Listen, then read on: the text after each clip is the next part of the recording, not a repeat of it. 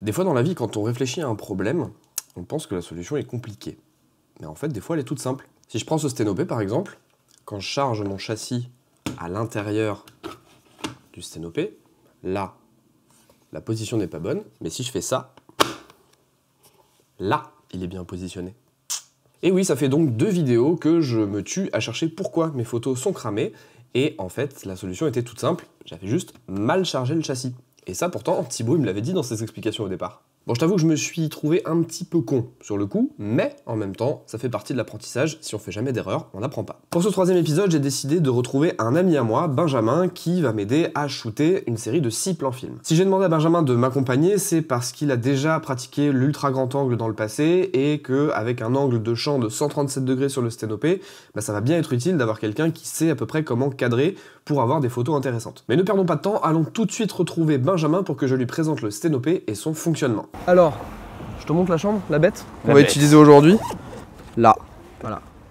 Une boîte. C'est que du coup on va avoir des châssis 4x5, donc 5, 4, qu'on va mettre en fait dans la fente qui est ici. D'accord. Et après tu as un volet ici que tu tires.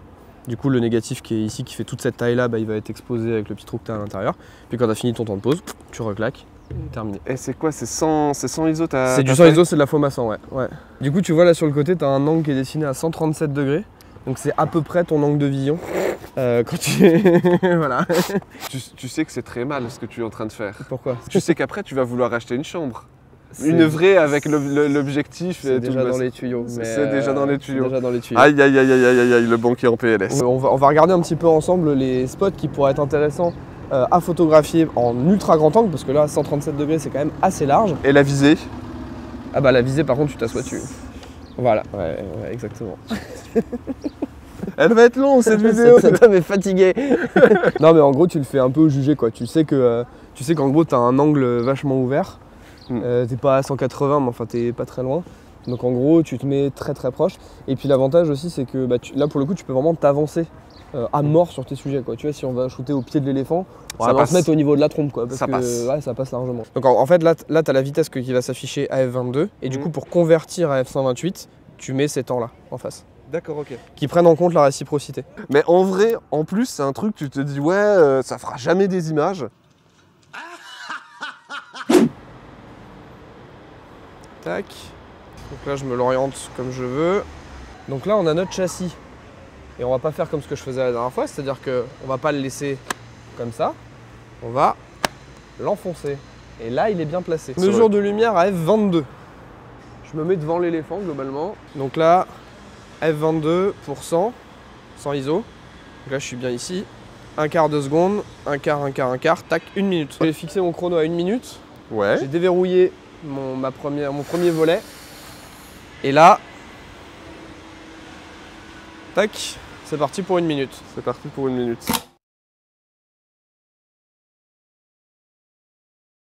On en parle de la rafale en chambre sténopée ou... Mais du coup, le truc, c'est que quand tu remets ton... Bref, non, parce qu'à 1 minute de temps de pause, le temps que tu reposes ta languette, ça change pas. Ça change rien. Bon, bah, photo suivante.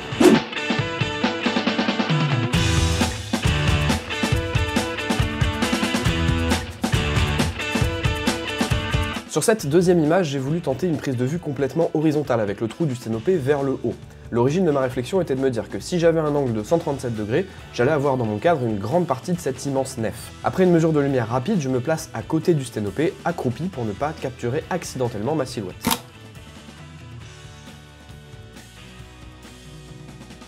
Donc là les deux sont exposés, du coup je les ai mis côté noir pour dire que ça a été exposé. Et les autres que j'ai dans le sac, elles sont côté blanc, comme ça je sais que c'est celle qu'il faut que j'expose. Voilà. Malinx le lynx, hein. Malinx le lynx. Oh merde, on avait dit pas de pub, putain. Ah, on avait pas dit pas de pub. Cette vidéo est sponsorisée par le lynx. Tu avais un conseil à me donner hein? Ouais, alors en photo grand angle, c'est pas mal d'avoir des lignes directrices qui guident le regard dans la photo. Ok, et donc là du coup, on va essayer de photographier la grue jaune. Voilà, avec un angle de 137 degrés. Alors soit on se met directement en dessous. Ouais.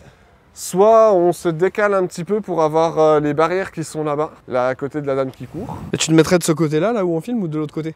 De l'autre côté? De l'autre côté. Nous voilà donc placés à contre-jour sous la grue jaune. Avec Benjamin, on discute beaucoup du cadrage à réaliser, car croyez-moi, c'est pas simple du tout. Finalement, on décide de couper la poire en deux. Je fais une première photo et Benjamin essaiera un autre cadrage. Pour ma part, je décide de partir sur un cadrage horizontal, n'étant pas convaincu d'arriver à quelque chose de satisfaisant en vertical. Initialement, je pensais même pouvoir capturer le mouvement des gens qui passaient, mais avec plus de quelques secondes de pause, c'est presque impossible.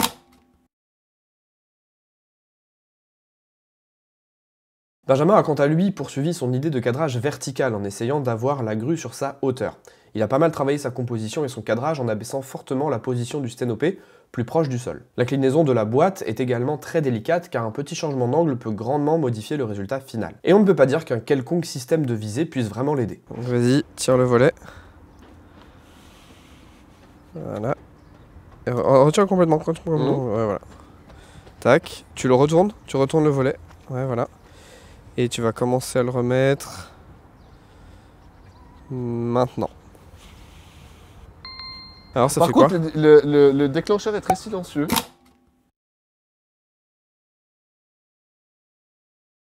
En grand angle, ce qui est important, c'est d'avoir un bon premier plan. Ce qui est intéressant aussi, c'est de raconter une histoire. Donc, bateau, chantier naval, grue. Le bateau, la grue. Vous serez gentil de mettre des pouces bleus et vous abonner. Abonnez-vous. Pouce bleu et venez au workshop, c'est très important. Du coup là Benjamin a eu une super idée, c'est qu'on descende un petit peu plus bas le long de la Loire et qu'en fait on aille photographier ce bateau en premier plan et la grue en arrière-plan. Ce qui est du coup une super idée parce qu'on va avoir un premier plan qui va être assez fort et assez présent dans l'image et en arrière-plan du coup on va avoir la grue jaune, la fameuse grue jaune de Nantes. Ouais, ça m'a l'air pas si mal hein. Bon le soleil est toujours assez direct hein, mais... Ah c'est un détail. C'est un Je pense qu'on peut se permettre d'avoir un poil de... On peut peut-être monter à un 15e, on peut mettre le diaph du dessus je pense. Là les ombres étaient à 8,22. Donc 8 c'était 28 secondes. Sinon tu fais un demi-diaph. Un 15e. Wouh.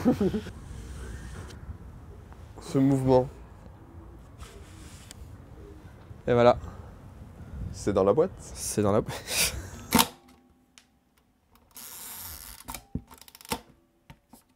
Pour cette dernière image, on avait envie de se tenter un portrait. Ok, je sais que ultra grand angle et portrait ne vont pas souvent ensemble, mais après tout, je vous rappelle qu'on photographie avec une boîte en bois depuis 2 heures.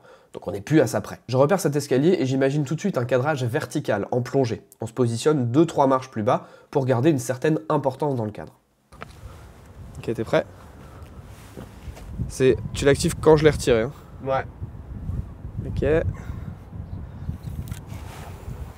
C'est parti.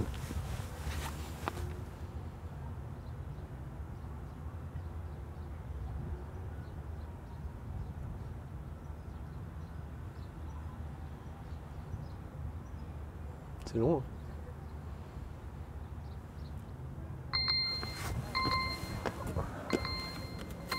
Ok. Bon alors, ce portrait, qu'est-ce que t'en as pensé? Bah attends, faudra voir le rendu.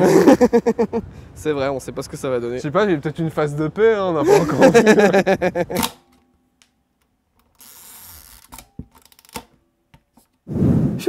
Bon, bah cette fois-ci on a 6 images carrément exploitables et avec aucun problème technique à signaler sur aucune d'entre elles.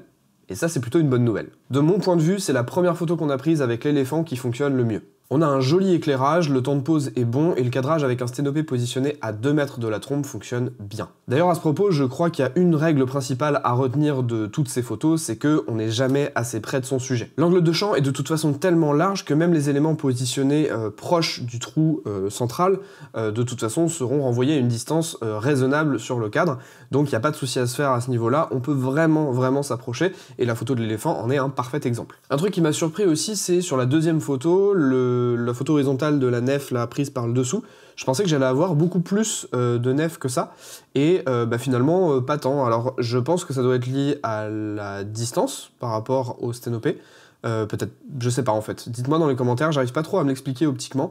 Moi je pensais que vraiment les rayons allaient vraiment aller chercher au plus loin, mais c'est pas grave, ça fait quand même une compo très sympa. J'aime aussi énormément l'autoportrait qu'on a pu faire tous les deux avec Benjamin, je pensais vraiment pas qu'on aurait quelque chose d'aussi propre. Entre la vue qui était en plongée, je savais pas exactement ce qu'on allait avoir, et en plus de ça, le fait qu'on soit correctement proportionné dans le cadre, je trouve que c'est une composition qui marche très bien, l'exposition est nickel, et en plus de ça, moi je savais pas comment on allait trop apparaître parce que moi je bougeais pour aller déclencher, enfin pour aller enlever le rideau et refermer le rideau. Donc du coup, je savais pas trop ce que ça allait donner et franchement, le résultat me plaît vraiment beaucoup. Et un dernier truc que je voudrais retenir de cette série d'images, et notamment de l'image, des images 3, 4 et 5, c'est que quand on est à contre-jour, eh ben, on a tendance quand même à avoir un petit voile sur l'image qui va juste décontraster la photo et le point central qu'on a photographié. Je trouve que sur les angles, en fait, on a quand même pas mal de vignettage, et du coup, on peut renforcer ça au post-traitement et avoir des vrais noirs et vraiment du contraste dans l'image.